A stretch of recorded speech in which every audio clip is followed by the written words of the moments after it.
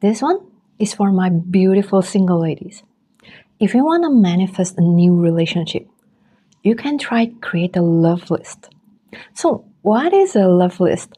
A love list is basically a very clear list in which you write down first the non-negotiables.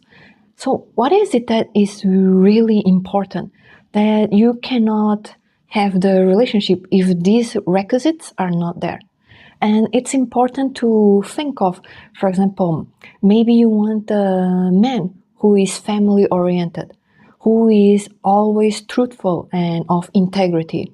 So you put these non-negotiables as a list, and then you write down also the list of nice to haves.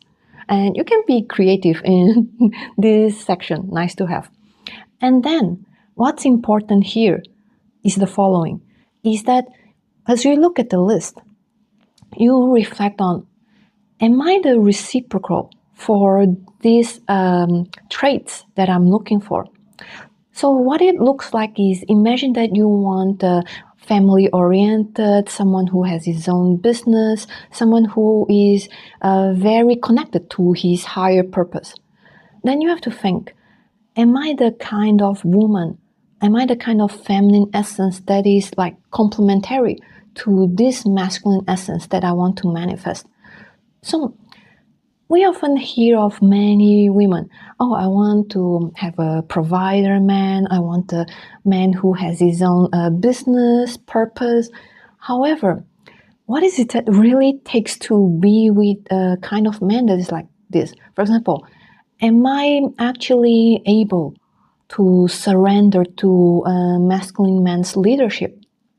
Or if he has a business, can I really stand up, accept the fact that he might often be focused on his business, on his higher purpose, and that he might not be so certain like a 9-to-5 guy?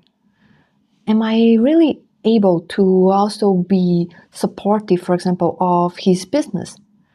So when we can have this love list with the requisites, with the traits that we really want and feel really important to manifest, it is also important to reflect that, am I really reciprocal, or am I actually not so compatible with these traits? So this will help you have lots of clarity and also have things to work on, like what do I need to work on to actually manifest the relationship that I want.